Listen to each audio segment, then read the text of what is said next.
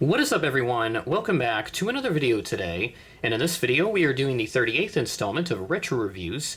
Today we're going to be reviewing my Gemini Jets 1 to 400 scale TWA McDonnell Douglas MD-82 in the final livery.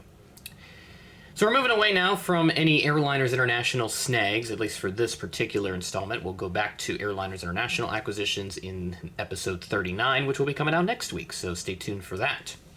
This is a very recent acquisition, as some of you may remember the unboxing video that I did on this, and also the World Atlantic MD-83 that I got in the same order. I actually didn't order them simultaneously.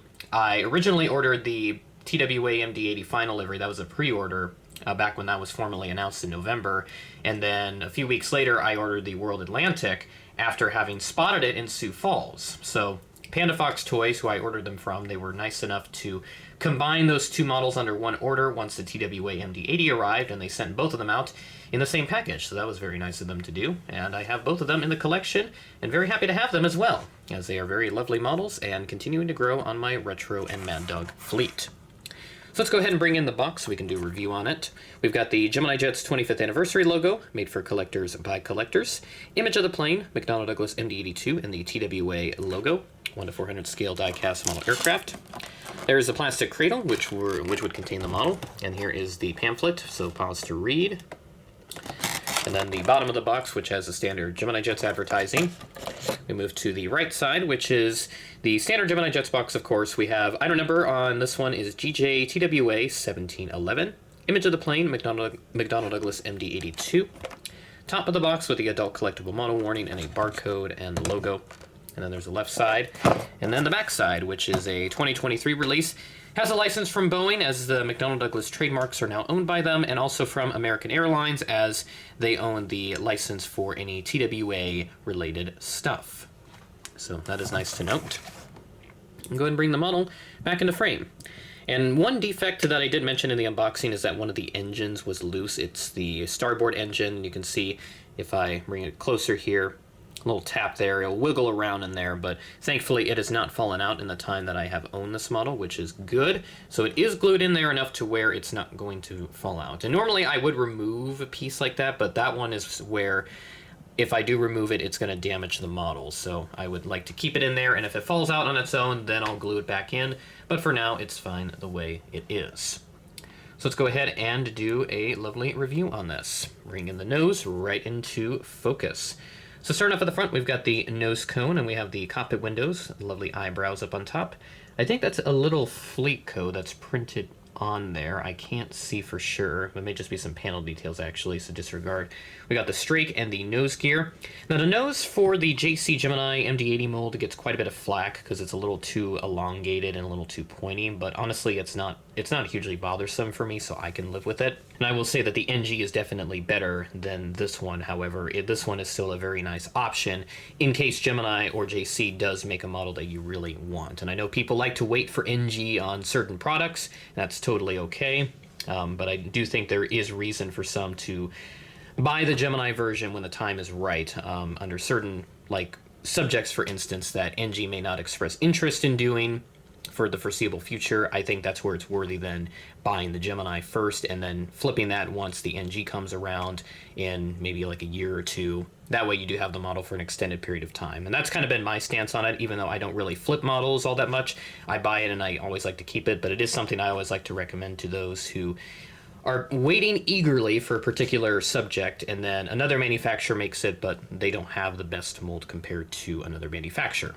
That's always my stance on that, and again, I'd like to make a video detailing some of my stances on various topics within the model airplane community. There's a lot of topics that can be discussed, so hopefully I'll make a video when I've got some time. College is busy right now.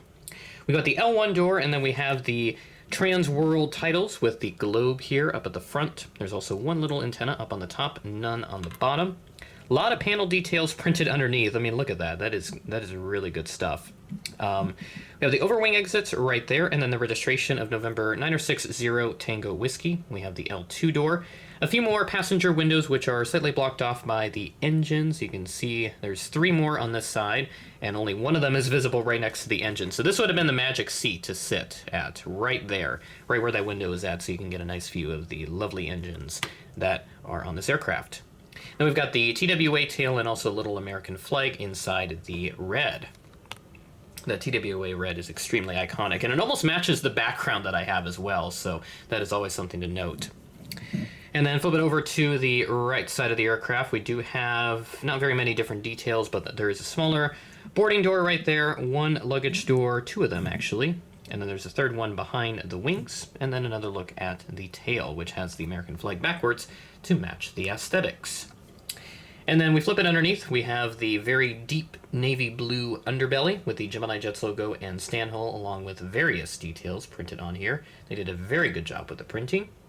Top of the aircraft, which has the one antenna and the red beacon light, overwing exits, and also these black stripes, which I've heard they are used for anti-ice things, so prevent ice from building up on the wings.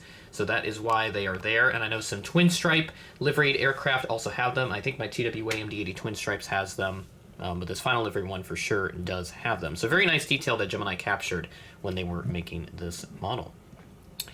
And that is everything that I have for the model itself. And now we will take a look at the real-life aircraft's history. This aircraft first flew on Valentine's Day of 1985, and then the next month it was delivered to Alaska, registered November 9030 Alpha Sierra. Operated with them for 11 years before it was transferred to TWA in August of 1996, re-registered to November 9060 Tango Whiskey. By this point, TWA had the final livery, so this was the only livery it wore with them. And then it was transferred to American in December of 2001 during their acquisition of the airline. Did not operate with American for very long since this was an old airframe at the time. It was stored in 2003 and has since been scrapped. And that will do it for this episode of Retro Reviews, continuing the grind as we move into September. So with that being said, that is the end of the video. Thanks for watching, and I will catch you in the next video.